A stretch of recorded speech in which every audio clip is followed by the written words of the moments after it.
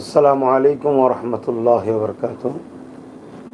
দূরে কাছে দেশে বিদেশে প্রত্যেকটা ভালোবাসার মানুষকে আমার আন্তরিক শুভেচ্ছা ও মুবারকবাদ। আজকে প্রতি সপ্তাহে শুক্রবার আমি যে লাইভে প্রশ্ন উত্তর পর্বে এসে থাকি, আলহামদুলিল্লাহ আজকেও এসেছি।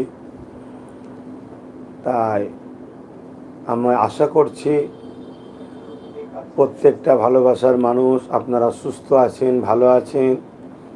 আপনাদের সুস্থতা ও ভালো কামনা করি। এবং বর্তমান বিশ্বের বুকে যে এক অশুভ শক্তি সর্বধর্মের পিছিয়ে পড়া গরিব মানুষেরকে শোষণ করার যে ষড়যন্ত্র চলছে, সেই ষড়যন্ত্রের হাত থেকে সর্বধর্মের গরিব দুঃখী অসহায় মানুষ নিরাপদে থাক, এই দোয়া মহান সৃষ্টিকর্তার কাছে আশা করি। এবং বিশেষ করে পুরো বিশ্বজুড়ে মুসলিম উম্মার ওপরে যেভাবে নতুন করে আবার একদল ইসলাম বিদ্বেষী যে অত্যাচার, যে নিপীড়ন, যে জুলুম করতে চলেছে, সেই অত্যাচার জুলুমের হাত থেকে মুসলিম সমাজের মানুষ, আমার ভাই বোনেরা, তারা নিরাপদে থাকুক, এটি আল্লাহ রাব্বুল আলামিনের কাছে দোয়া করি। আল্লাহ আমাদের সকলকে দুনিয়া আখিরাতের কল্যাণ দেন। আল্লাহ আমাদের সকলকে সমস্ত বুড়াই বালা মুসিবত থেকে আল্লাহ হেফাজত করেন, এই দোয়া কামনা করে আজকের এই পর্ব, প্রশ্ন উত্তরের পর্বর দিকে আমি যাচ্ছি। আপনারা প্রশ্ন করেন, ইনশাল্লাহ আমি যথাসাধ্য আপনাদের প্রশ্নের উত্তর দিবার এবং আপনাদের মনের যে প্রশ্ন তার সমাধান করার চেষ্টা করব ইনশাল্লাহ।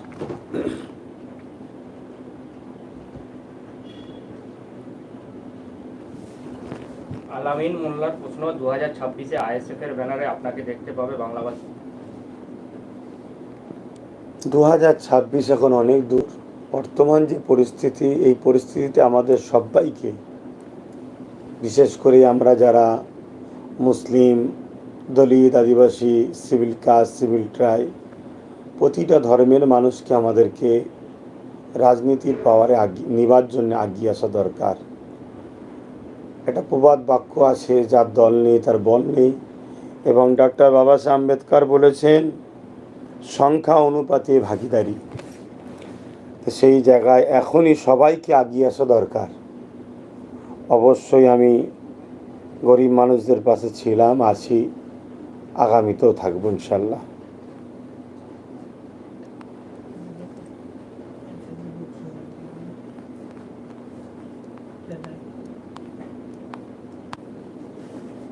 ফরিদুল মল্লিক জানতে চাইছে, ওবিসি সংরক্ষণ মামলার জন্য ছাত্রছাত্রীরা সময় মতো কলেজ বিশ্ববিদ্যালয়ে ভর্তি হতে পারছে না।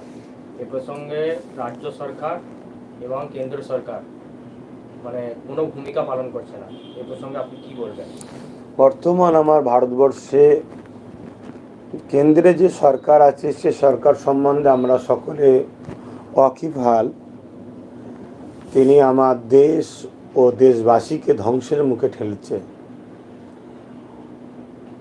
অলরেডি আমার দেশের এয়ারপোর্ট থেকে শুরু করে, স্টেশন থেকে শুরু করে, বিদ্যুৎ থেকে শুরু করে প্রায় জিনিসই বিক্রি পাবলিকের হাতে চলে যাচ্ছে। তো সেই কেন্দ্র সরকার আমার দেশকে এবং দেশবাসীকে ধ্বংসের দিকে ঠেলে দিচ্ছে, এটা কিন্তু আমরা সবাই বুঝতে পারছি কম বেশি। কিন্তু বিশেষ করে আমার রাজ্য সরকার যে বড় চাতুরিতার সাথে ওবিসি সংরক্ষণ যাতে বাতিল হয়, তার জন্যে ওবিসি সংরক্ষণ দিবার যে প্রসেসিং আছে, যে নিয়মাবলী রয়েছে, সেটাকে ব্রেক করে নিজের মন মতো করে ওবিসি বলে মানুষকে একটা সময় জয়েন করিয়েছে, যাতে করে তেনার উদ্দেশ্য ছিল এই ওবিসিটা মামলার মধ্যে অন্তর্ভুক্ত হয়ে যায়, ওবিসি সংরক্ষণ যাতে বন্ধ হয়ে যায়। কেন এই ওবিসি সংরক্ষণের মাধ্যম দিয়ে দেখা যাচ্ছিল তথাপিও পিছিয়ে পিছিয়ে পড়া সংখ্যালঘু সম্প্রদায় কিছুটা হলেও শিক্ষা এবং কর্মসংস্থানের ব্যবস্থা পাচ্ছিল। তাই রাজ্য সরকার সম্পূর্ণ ইচ্ছা করে, যাতে করে এই পিছিয়ে পড়া সংখ্যালঘু সম্প্রদায় মূল স্রোতের দিকে না আসতে পারে, এই ওবিসিটাকে টোটাল যাতে একেবারে নির্মূল করে দেওয়া যায়, এটা একটা প্ল্যান মাফিক কাজ করেছে। এর সমাধান হিসাবে আমি মনে করি আমাদেরকে আইনের যেমন মামলা চলছে, ঠিক তেমনই সংবিধানকে মান্যতা দিয়ে রাজপথেও আমাদেরকে আন্দোলনের জোয়ার আরও তুলতে হবে। সেভাবে তো ওবিসি নিয়ে আন্দোলন নাই বলতে গেলেই চলে। এটাই তো সবচেয়ে বড় দুঃখ। হলদিয়া থেকে মহিদুল ইসলাম বলছে, গত কয়েকদিন আগে পূর্ব মেদিনীপুর জেলার মহিষাদল থানার অন্তর্গত কাঞ্চনপুর গ্রামে ধর্মসভাকে কেন্দ্র করে একদল দুষ্কৃতী, যারা সামাজিক সংগঠনের লোক বলে জানা যাচ্ছে, তো তারা ধর্মসভাকে বাধা দেয়, আপনার ধর্মসভায় বাধা দেয়, সেটা আপনার মতামত জানান। দেখুন, আমি যখনই শাসকের দুর্নীতির কথা বিরুদ্ধে বলেছি, তখন থেকেই বিভিন্ন জায়গাতে বহুদিন ধরে আমার মাহফিলকে বাধা দেওয়া হচ্ছে। তবে কাঞ্চনপুরে গত বছরও ঠিক সেম জিনিসটা হয়েছিল। বড় দুঃখের সাথে বলতে হয়, তথাকথিত একটা কোনো মুসলিম ব্যক্তি বা তাদের সংগঠনের কিছু একটা নাম বারবার উঠে আসছে, কিন্তু আমি নামটা প্রকাশ্য বলতে এই জন্যে পারছি না, কেন আমার কাছে নিজে থেকে তো জানি না। তবে এতটুকু জানি, ইসলামী ধর্মসভায় যে কাঞ্চনপুরে যে এলাকায় বাধা দেওয়া হয়েছে, সেই এলাকায় যারা বাধা দিয়েছে তারা কিন্তু মুসলিম সম্প্রদায়ের দাবিদার। এটা দুর্ভাগ্য যে তারা দুনিয়ার কোনো কারো সামান্য কিছু তোষণ পাওয়া বা খুশি করার জন্য বা কিছু ভিক্ষা পাওয়ার জন্য তারা ওই দিন শুনলাম শরাব পর্যন্ত পান করে হাতে অস্ত্র নিয়ে এইভাবে একটা ধর্মীয় প্রোগ্রামকে বাধা দিচ্ছে।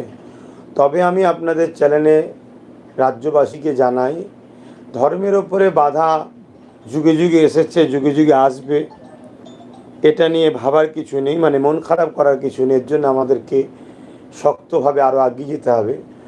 আর একটা কথা আপনাদের মাধ্যম দিয়ে জানাই, আমি অবশ্যই ওই এলাকার থানার ভারপ্রাপ্ত দায়িত্বশীল ব্যক্তিদেরকে আমি ধন্যবাদ, মোবারকবাদ জানাই, সাধুবাদ জানাই।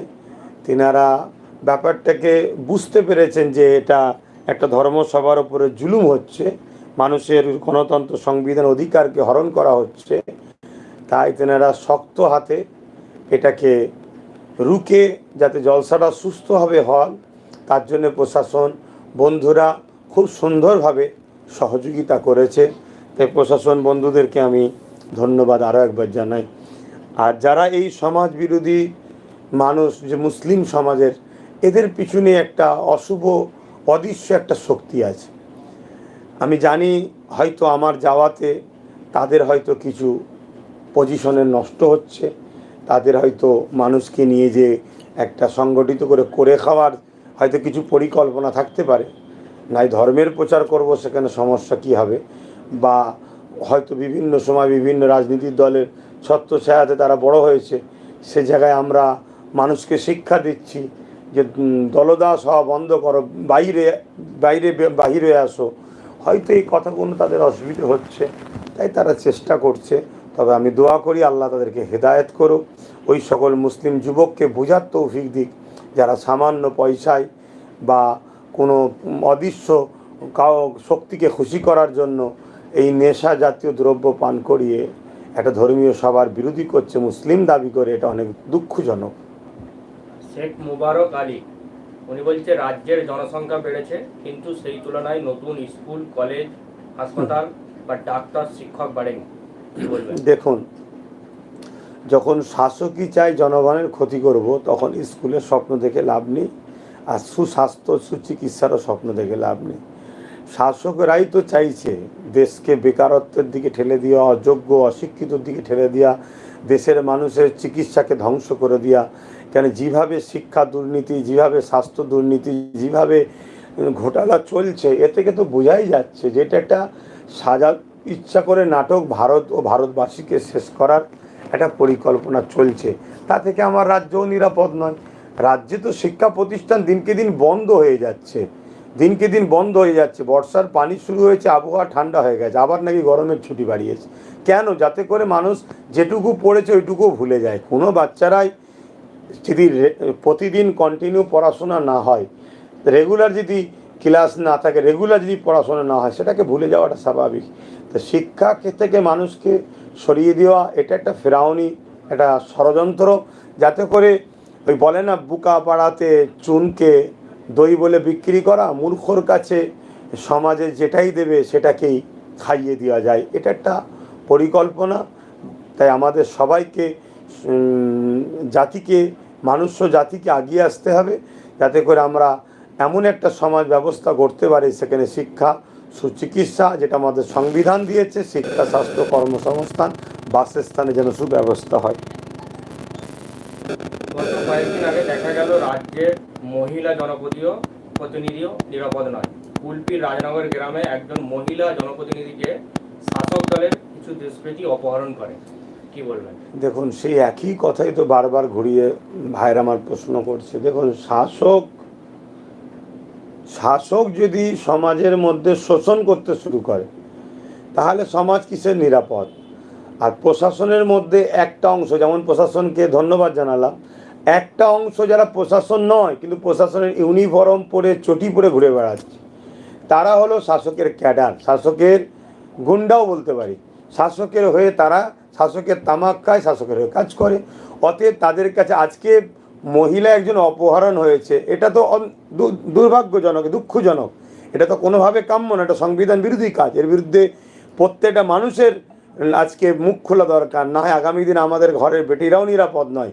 কিন্তু মনে ভুলে যাচ্ছেন কেন, আমার তিলকতমা বোন একজন লেডি ডাক্তার, সে তার ডিউটি থাকা অবস্থাতে হসপিটালের মধ্যে শুধু খুন হয়েছে নয়, রেপ হয়েছে, বা এত ভয়ানকভাবে তেনার ওপর অত্যাচার হয়েছে, যেটা আমার রাজ্যের জন্য একটা কালা দিনও বলতে পারি আমি।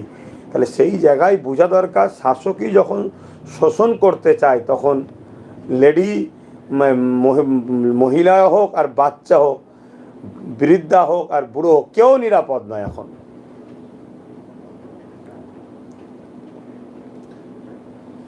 রাজ্যের বিভিন্ন প্রান্তে ইসলাম বিদ্বেষী ও হুজুর সাল্লামের উপর কটূক্তিকারী মন্তব্যকারীদের পরিমাণ দিনকে দিন বেড়েই চলেছে এবং প্রশাসন এ প্রসঙ্গে নীরব থাকছে, কি বলবেন? দেখুন, প্রশাসন নীরব থাকছে, প্রশাসনের ওপরে চাপ আছে, প্রশাসনকে নিষেধ করা আছে। কেন? রাজ্যে যেটা চলছে শোনেন, তার পেছনে শাসকের হাত আছে। শাসক চাইছে এ রাজ্যে একটা দাঙ্গা হোক। কেন? এই দাঙ্গাটা হলে মুসলিম ভয়ে আমার কোলে উঠবে। কেন? রাজ্যের বর্তমান ভৌগোলিক পরিস্থিতি এই রাজ্যেতে একটা অশুভ শক্তি ব্যাপকভাবে মাথাচাড়া দিয়েছে, তারা সব জায়গায় ছেয়ে গেছে। তাই শাসকও চাইছে একটা দাঙ্গা যদি হয় তাহলে কি হবে, মুসলিম সম্প্রদায় ভয়ে আমার কোলে উঠবে। তাই কোনোভাবে যখন দাঙ্গা হচ্ছে না, মুসলমানদের সব থেকে পেয়ারা, সব থেকে নাজুক জায়গা হুজুর পাক সাল্লাল্লাহু আলাইহি সাল্লামের ওপরে আঘাত দেওয়াচ্ছে একদল ছেলেদের দ্বারা, যাদের দ্বারা আঘাত দেওয়াচ্ছে তারা ইসলাম সম্বন্ধে 0% জানে না। তারা প্রফেট মুহাম্মদ সাল্লাল্লাহু আলাইহি ওয়াসাল্লাম সম্বন্ধেও জানে না যে মুহাম্মদ সাল্লাল্লাহু আলাইহি ওয়াসাল্লাম তাদেরও নেতা। তাদের জন্যও তিনি এসেছেন। তিনি তো মানুষ্য জাতিকে অন্যায়, অত্যাচার, জুলুম, বুড়াই থেকে বাঁচাবার জন্য এসেছে। মানুষ্য জাতিকে কল্যাণ, ন্যায়, সত্য, ইনসাফ, ইনসানিয়তের রাস্তা দেখাতে এসেছে। তিনি মহান স্রষ্টার পক্ষ থেকে প্রফেট, রসুল, মেসেঞ্জার হয়ে এসেছে। যে ছেলেগুলো আজকে এই কাজগুলো করছে, সেদিন যেমন আবু জেহেল একদল লোককে ভুল বুঝিয়েছিল, এই ছেলেগুলোকেও আজকে কিছু আবু জেহেল আছে তারা ভুল বুঝাচ্ছে। কিন্তু এই ছেলেগুলো এত সাহস পাচ্ছে কেন? এই ছেলেগুলো জানে প্রশাসন আমার কিছু করবে না। কেন? শাসক তো আমার সাথে আছে, সে সেন্টার শাসক হোক আর রাজ্য শাসক হোক, সব তো একই, আমার সাথে আছে। আর যদিও বা খুব চাপাচাপি হয়, মুসলিম সম্প্রদায়ের মানুষ যদি আন্দোলনে নামে, আমাকে তুলে নিয়ে যাবে, হালকা ধারা দেবে, পরের দিন জামিন হবে, ফুলের মালা দিয়ে চলে আসবো। এই তো হচ্ছে সমাজ ব্যবস্থা। এই জায়গায় আমি আমার কমকে বলবো, আল্লাহ পাকের আযাবের হাত থেকে বাঁচার আগে আমি বারবার বলি যে নিজেদেরও রাজ পাওয়ারের দরকার। কেন? আজকে যদি আমাদের হাতে রাজ পাওয়ার থাকতো, অবশ্যই আমরা তাহলে প্রশাসনের দ্বারা এদের বিরুদ্ধে কড়া ব্যবস্থা নিতে পারতাম।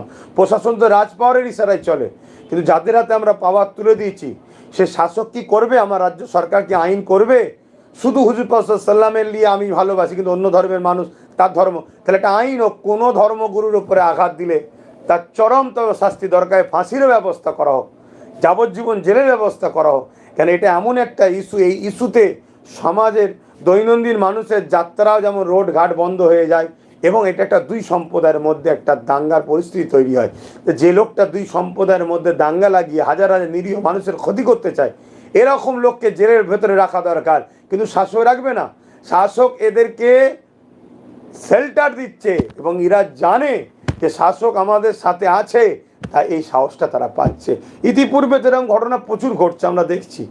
তবে আমি আমার ভালোবাসার মানুষদের ঘরে বলেছি, তোমরা এরপরও আইনকে হাতে নেবে না, কেস করো, কেস করো, বারবার কেস করো। আর পাশাপাশি রাজ ক্ষমতা দখলের লড়াই আগিয়ে আসো, রাজ ক্ষমতার দখলের লড়াই আগিয়ে আসো। পাওয়ার দরকার, পাওয়ার হলে তাহলে এই অন্যায়ের বিরুদ্ধে তুমি আইনত ব্যবস্থা করতে পারবে, না কিছুই করতে পারবে না।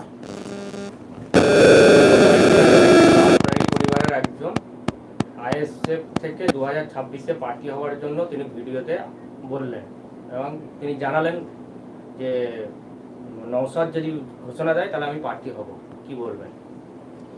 আমার পরিবারে এটা তো ভালো কথা, তো আমি তো চাইছি আমার পরিবার এবং সর্বধর্মের যারা নেতৃত্ব দেয়, ভালো মানুষ, ভদ্র মানুষ, আলেম সমাজ বা অন্য অন্য ধর্মের আরও যারা সম্মানীয় ব্যক্তি আছেন, ভালো মানুষদেরকে তো রাজনীতিতে আগিয়ে আসতে হবে। ভালো মানুষ রাজনীতিতে না আসার জন্য রাজনীতি তো এখন চোর, বদমাইশ, বাটকার, লুটেরা, চরিত্রহীনদের হাতে চলে যাচ্ছে, সমাজ বিরোধীদের হাতে চলে যাচ্ছে। তাই তো আজকে সমাজের বুকে এই কখনো ইসলাম ধর্মের ওপরে, কখনো আঘাত দিচ্ছে হুজুর পাক সাল্লাল্লাহু আলাইহি ওয়াসাল্লামের ওপরে, বা আরও অনেক ধর্মস্থানে, খ্রিস্টানদের ধর্মস্থানেও দেখছিলাম হামলা হচ্ছে, জৈনদের ধর্মস্থানে হামলা হচ্ছে। এগুলো দিনকে দিন বেড়েই চলেছে। তবে এটা ভালো জিনিস। তবে নওশাদ ঘোষণা দিলে নওশাদের একা ঘোষণা দিবার অধিকার নাই, এটা আমি আপনাদেরকে ক্লিয়ার জানিয়ে দিই। হ্যাঁ, অবশ্যই আইএসএফের চেয়ারম্যান নওশাদ সিদ্দিকী, কথা ঠিকই, কিন্তু এই রাজনীতির দলের একটা গঠনতন্ত্র আছে, সে জায়গায় যিনি বা যিনারা করছেন যদি ডাইরেক্ট না পারেন, আমার সঙ্গেও যদি ভাইয়েরা আসে, আমি তেনাদেরকে নিয়ে অবশ্যই বসিয়ে আলোচনা করে দিতে পারি, এতটুকু করতে পারি। তবে মানে আমার ভাই বলে আমি বলে দেবো এরম সিস্টেমটা কিন্তু কোনো রাজনীতির দলে হওয়া উচিত নয়, এটা আমাদেরটাও নাই।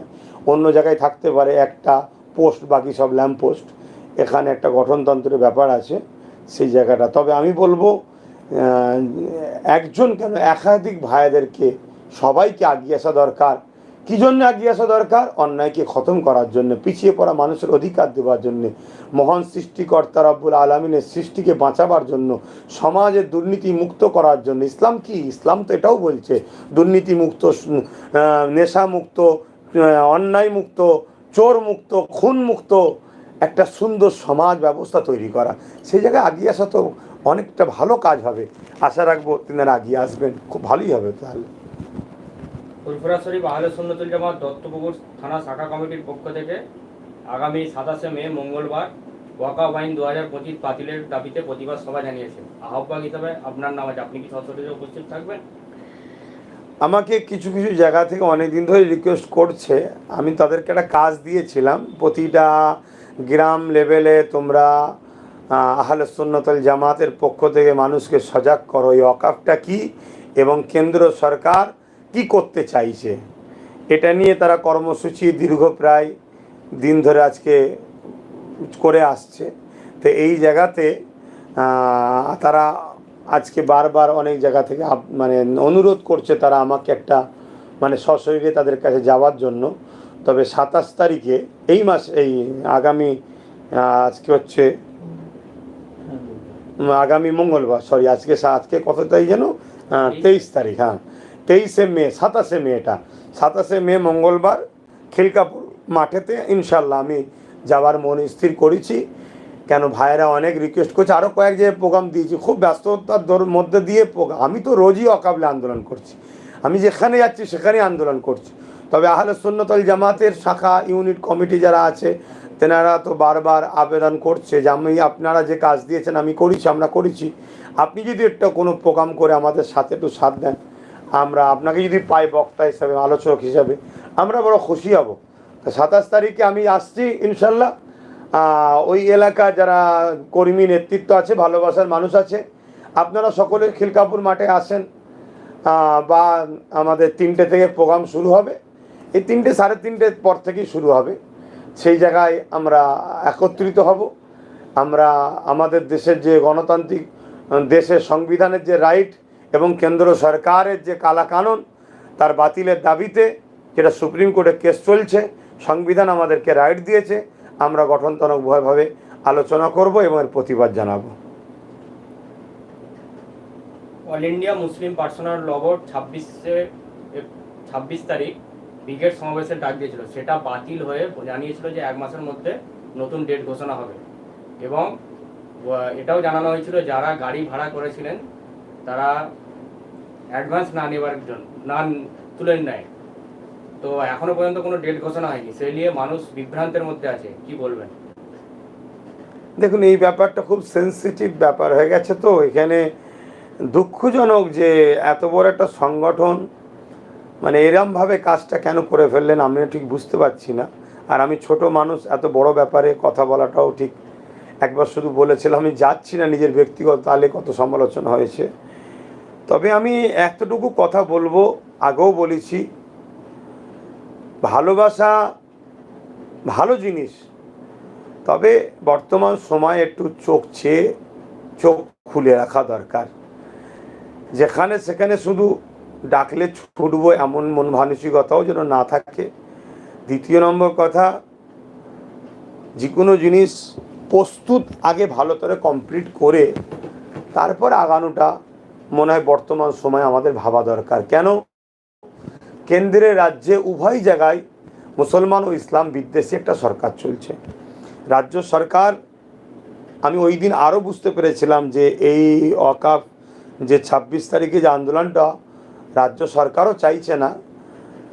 আমি ওই যেদিন বললো যে দিল্লি চলে যান, তাহলে সেই জায়গায় মুসলিম পার্সোনাল ল বোর্ড তিনারা অনেক বড় ব্যাপার কি করতে চাইছেন আমি জানি না। তবে 77 বছরের দেশ স্বাধীনতার যে ইতিহাস, সেই ইতিহাসের পর থেকে যদি দেখা যায় অন্য অন্য ধর্মের ধর্মীয় সংগঠনগুলো তার ধর্মের মানুষের জন্য বহুত কিছু করতে পেরেছে। সেই জায়গায় মুসলিম পার্সোনাল ল বোর্ড কতদূর কী করতে পেরেছে আমার ঠিক জানা নাই। তবে এই বিষয়টায় আমি দুঃখিত, বেশি কিছু বলতে পারছি না। যেসব ভাইয়েরা জানি কষ্টের মেহনতের মিছিল, মুসলমান তো এমনি গরিব, ওয়াকফের জন্য মসজিদ মাদ্রাসা কবরস্থান এবং সংবিধানকে বাঁচাবার জন্য তেনারা গাড়িকে বুক করেছিলেন। আমার মনে হয় প্রোগ্রামটা যখন ক্যান্সেল হয়েছিল তাদের টাকাটা ফেরত নিয়ে নিবার একটা বার্তা অল ইন্ডিয়া মুসলিম পার্সোনাল ল বোর্ডের নেতৃত্বদের দিয়ে দেওয়া দরকার ছিল। কেন গরিব মানুষ, তারা পয়সা ফেরত নিয়ে দিক, পরবর্তীতে যখন আবার হবে তখন তারা গাড়ি ভাড়া করে আবার আসতো। আন্দোলন তো দরকার, কিন্তু টাকাটা গরিব মানুষের নষ্ট হলে এটা দুর্ভাগ্যজনক। এটা অনেক জায়গা থেকে আমাকেও ফোন করেছিলেন, কিন্তু এই বিষয়টা যত কম বলবো মনে হয় আমার রুচিতে ঠিক লাগছে না এই বিষয়টার বেশি কিছু বলতে। যাক, আমি দুঃখিত। শেখ সাহাবুদ্দিন উনি বলছে নলেজ সিটি কতদূর হলো, টাকাগুলো কোথায় কাজে লাগালেন? নলেজ সিটির কাজ বন্ধ হয়ে গেছে, খুবই দুঃখজনক বিষয়, কি জানাবেন? শেখ সাহাবুদ্দিন ভাইকে বলছি, নলেজ সিটির টাকা ভাই আমি খেয়ে ফেলেছি ভাই, তাই এই জন্যে কাজ বন্ধ হয়ে গেছে। আবার মানুষজন দিক, তারপরে যদি মনে হয় একটু কাজ করা দরকার করবো, না বাকিটা আবার একটু খেয়ে ফেলবো। কি বলবো আমার ভাইকে। রাজ্যের জনপ্রতিনিধি হরিণঘাটার বিধায়ক অসীম সরকার বারবার করোনাকে অবমাননা করছে এবং মূর্খ মানুষ, মানবরূপী পশু একটা, জানে না কোরআন ওর জন্য গাইড বুক, এছাড়া আর কি বলতে পারি সব পশুদের নিয়ে। তবে দুঃখ আমার সমাজের ওপর, আমি আবার বলছি আমার সমাজের ওপর দুঃখ। আমার সমাজ যে যারা নেতৃত্ব 77 বছরে বিভিন্ন রাজনীতির দলে শুধু চাটুকারি করেছে, একবারও ভাবলো না যে আমাদের রাজনীতিতে প্রতিদ্বন্দ্বিতা করে এগিয়ে আসা দরকার। তাহলে এইসব শয়তান যারা গণতন্ত্র সংবিধান বিরোধী কথা বলে এদের বলার অধিকার থাকে না, মূর্খর মতো কথা বলছে। জাহেল ও জানে কোরআন কাকে বলে, ওর অভিজ্ঞতা আছে কোরআন সম্বন্ধে। হ্যাঁ, যে সম্বন্ধে জানে না ও মূর্খ কথা বলা উচিত নয়। আমরা কখনো কোনো ধর্মগ্রন্থের বিষয়ে কথা বলি কেন? আমরা জানি প্রত্যেকটা মানুষ ধর্মগ্রন্থ সে মানুষের ভালোবাসা আস্থার জিনিস। আর এই সব অযোগ্য মূর্খ এরা সমাজের যখন মাথায় বসে যাবে না, তখন সমাজ খারাপ হয়ে যাবে।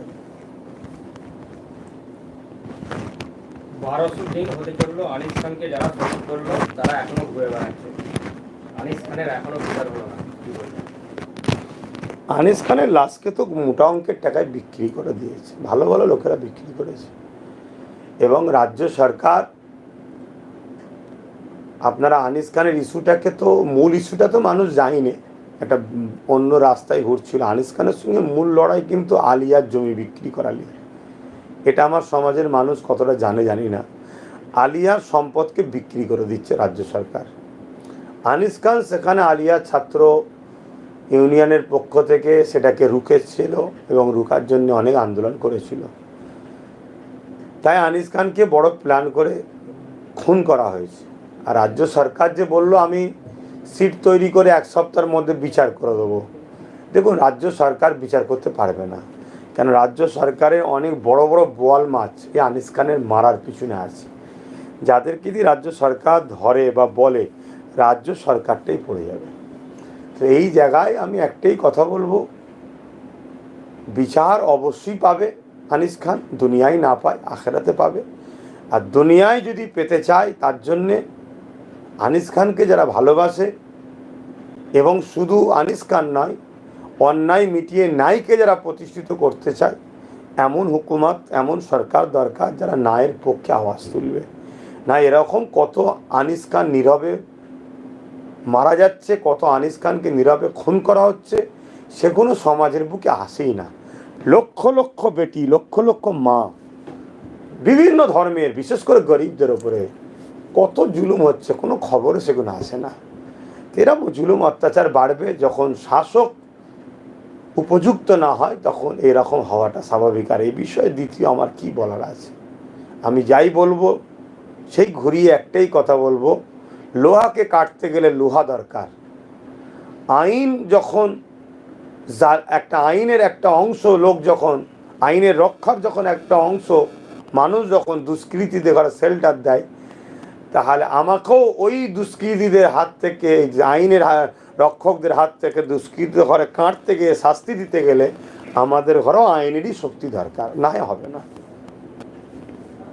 ওয়াকফ আন্দোলন করতে গিয়ে ভাঙড়ের মানুষ আজও বাড়ি ছাড়া, কি বলবেন? এটা রাজ্য সরকার ওয়াকফ করতে দেবে না, তার একটা ফল। রাজ্য সরকার তো বলেছে আমার বাংলায় ওয়াকফ হতে দেবো না, আমি যতদিন বেশ থাকবো। তার মানে কি আমাকে তোরা ভোট দিয়ে বাঁচিয়ে রাখ, আমাকে ভোট দিয়ে টিকিয়ে রাখ, হবে না। এদিকে আমি আস্তে আস্তে ওয়াকফের জায়গাগুলো সব বেদখল হয়ে যাচ্ছে। আর এই তো কিছুদিন আগে মাদ্রাসা বোর্ডেতে কি বলে অমুসলিমকে ঢুকিয়ে দিল, তা ওয়াকফেরও সেই অমুসলিমকে ঢুকিয়ে দিয়েছে। তো এটা একটাই কথা আমার ভাঙড়ের মানুষকে বলবো, তোমরা বীর, ভাঙড়ের মায়েরা বীর সন্তান জন্ম দেয়। ভাঙড় পশ্চিমবাংলা নয়, ভারতের ইতিহাসে খুঁজলে মনে হয় একটা 10টা জায়গার মধ্যে একটা দেশপ্রেম ও বীরেদের জায়গা ভাঙড়, যেখানে বীর সন্তান জন্ম হয়, মায়েরা বীর সন্তান জন্ম দেয়। তো ভাঙড়কে নিয়ে আমি গর্ব করি। ভাঙড়ের মানুষকে একটাই কথা বলবো, এই জুলুম হবে, ঘর ছাড়া আছো, কষ্ট হচ্ছে জানি, ধৈর্য ধরো, পিছিয়ে যেও না। কেন? আগামী দিন নতুন যে প্রজন্ম আমাদের সন্তান, তাদের উপর আরও জুলুম হবে যদি আজ আমরা পিছিয়ে যাই। কিন্তু এই লড়াইয়ে যদি আমরা এগিয়ে যেতে পারি, অবশ্যই আমাদের নতুন প্রজন্ম একটা সুন্দর সকাল পাবে। আর পাশাপাশি আমি আবার বলবো, রাজ্য সরকার মুখে বলছে ওয়াকফ আইন করতে দেবো না, অথচ ওয়াকফ কালাকানুনের বিরুদ্ধে, কেন্দ্র সরকারের বিরুদ্ধে আন্দোলন করতে গেলে তাদেরকে কেস দেবে, তাদেরকে ঘরছাড়া করবে। আর একটা কথা মনে রাখবেন, রাজ্য সরকারের কাছে যারা দুধেল গাই নয়, তারা কেস খাবে, সেই মুসলমানগুলো স্বাভাবিক। আর যে মুসলমানগুলো রাজ্য সরকারের কাছে দুধেল গায়, তারা যদি ধর্ষণের মতো অপরাধ, খুনের মতো যদি অপরাধও করে ফেলে, রাজ্য সরকার চেষ্টা করবে তাদেরকেও বাঁচাবার। এবারে কোনো মুসলিম যদি দাবি করে আমি এত বড় অন্যায় করেও মুসলমান থাকবো কি না, তাহলে মুফতিদের কাছে ফতোয়া নিয়ে নেন, জুলুম আর ইসলাম বা মুসলমান কখনো একসাথে থাকতে পারে না। আমি জুলুম করবো অথচ বলবো ইসলামের অনুসারী, এটা হতে পারে না। তাই পরিবর্তন হন, আসুন জুলুমকে খতম করি, ন্যায়কে প্রতিষ্ঠিত করি, সংবিধানকে বাঁচাবো, দেশকে বাঁচাবার জন্য, সংবিধানকে বাঁচাবার জন্য আমরা সকলে একত্রিত হই। রাজ্যের বিভিন্ন প্রান্ত থেকে মানুষ আপনাকে সালাম জানিয়েছেন এবং দুয়ার আশা করেছেন। অবশ্যই আমি সকলকে ওয়ালাইকুম আসসালাম ওয়া রাহমাতুল্লাহি ওয়া বারাকাতুহু সকলের জন্য সুস্থ কামনা করছি, আল্লাহ রাব্বুল আলামিনের কাছে সকলের দীর্ঘ আয়ু কামনা করছি। এবং আজকে বর্তমান ভারতবর্ষের যে ভৌগোলিক পরিস্থিতি, যেখানে প্রতিনিয়ত মুসলিম, দলিত, আদিবাসী, পিছিয়ে পড়া, গরিব, এসসি এসটি সমাজের মানুষ প্রতিনিয়ত ধর্মের কারণে, গরিবের কারণে, ভাষার কারণে, বর্ণের কারণে তারা আজকে খুন হচ্ছে, হত্যা হচ্ছে, জুলুম হচ্ছে, এটা খতম হোক, এটা বন্ধ হোক। বন্ধ হয়ে আমার দেশ শান্তিতে থাকুক, দেশবাসী শান্তিতে থাকুক, এটা মহান সৃষ্টিকর্তা রব্বুল আলামিনের কাছে দোয়া চাই। পাশাপাশি যারা এই ধর্মের ওপরে আঘাত দিয়ে ধর্ম একটা অশান্তি লাগাবার ষড়যন্ত্র চালাচ্ছে, প্রতিটা মুসলিম ভাইকে বলবো এটা আবু জেহেলও করেছিল। তাই এমন কোনো রকমভাবে ভুল পা ফেলবেন না, দোষ করেছে একজন আর এই তাকে শাস্তি না দিয়ে অন্যজনের ওপরে জুলুম হয়ে যাবে, এটাও ইসলামে হারাম। জানি আমাদের বুকে বড় ব্যথা লাগে যখন কোরআন, ইসলাম, রাসূলের ওপরে আঘাত দেওয়া হয়, কিন্তু এই আঘাতটা যদি সত্যিই হয় তাহলে আমাদেরও উচিত উপযুক্ত লিডার তৈরি করা, যারা আমার প্রফেট মুহাম্মদ সাল্লাল্লাহু আলাইহি ওয়াসাল্লাম, আমার দিন ইসলামের পক্ষে যদি নাও দাঁড়ায়, কমসে কম বিরোধী যদি কেউ করে, সংবিধান বিরোধী, সংবিধান যখন তাকে রাইট দেয়নি, তার বিরুদ্ধে যেন চরম ব্যবস্থা নেয়। আর পাশাপাশি এমন ইমানদার নেতাও তৈরি করা দরকার আমাদের, যারা রাজনীতির অঙ্কে গিয়ে রুজি রুটি, নিজের গাড়ি বাড়ি করতে গিয়ে রসুল, ইসলাম, কোরআনের বিরোধীদের বিরুদ্ধে মুখ খুলতে পারবে না। এরকম মুনাফেক মুসলমানদের ঘরে নেতা লিডার বানিয়ে লাভ নেই।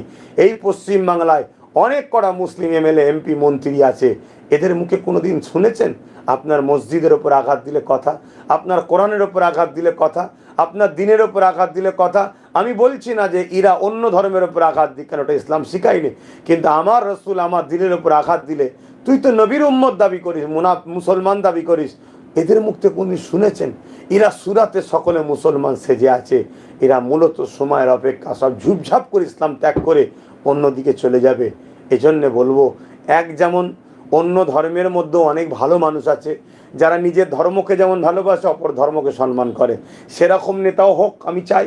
পাশাপাশি ইমানদার মুসলিম লিডার তৈরি হোক, নামে মুসলমান অথচ তার ভেতরটা পুরো ইসলাম বিদ্বেষী, মুনাফেক, এরকম নেতা আমাদের জন্য সবচেয়ে বড় ক্ষতির কারণ।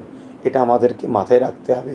না হয় আমার নবীর বিষয়ে কি নোংরা নোংরা কথা আজকে সমাজের বুকে একদল অশুভ শক্তি সহযোগিতায় অশিক্ষিত কিছু ছেলেরা প্রচার করছে, যারা প্রচার করছে, লিখছে, তারা নিজেদের বিবেককে প্রশ্ন করবেন যে আপনি কি জানেন তিনার সম্বন্ধে, পড়েছেন তিনার সম্বন্ধে, তিনার হিস্ট্রি জানেন?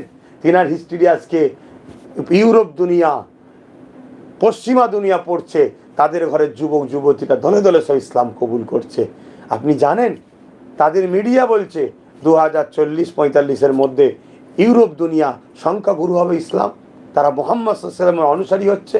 কেন? আর আপনি কি জানেন তামাম বিশ্বের যত হাই ফাই বড় বড় শিক্ষিত বিজ্ঞানী থেকে শুরু করে ডাক্তারি লাইনে সব জায়গায় যারা বড় বড় শিক্ষিত মানুষ, সব দলে দলে আস্তে আস্তে ইসলামের দিকে চলে আসছে, হযরত প্রফেট মুহাম্মদ সাল্লাল্লাহু আলাইহি ওয়াসাল্লামকে ফলো করছে। কেন? কারণটা কি?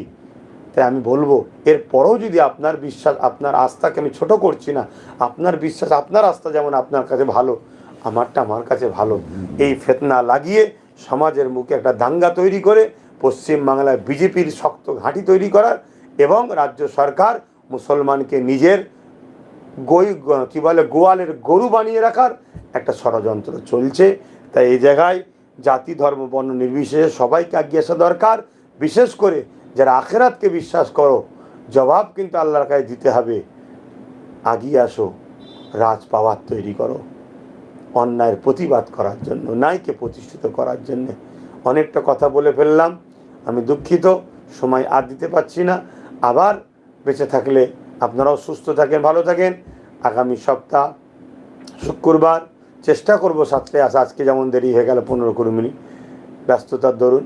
আমি কত ক্লান্ত, শুক্রবার ছাড়া তো আমি ঘরেও থাকি না, কথা বলতেও কষ্ট হয়, কিন্তু তারপরেও আমার ভালোবাসার মানুষদের সঙ্গে এইভাবেই একটু কথা হয়।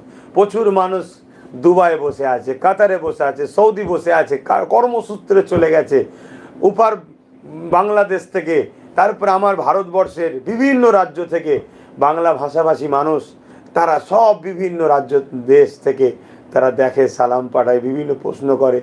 আমি তো কোনোভাবেই প্রথমবারে বসে দ্বিতীয়বার বসবো না ভাবছিলাম।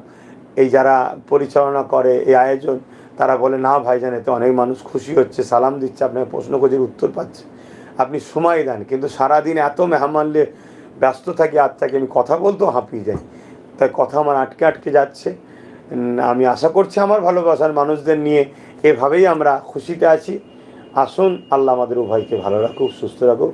আসসালামু আলাইকুম ওয়া রাহমাতুল্লাহি ওয়া বারাকাতুহু। আল্লাহ হাফেজ।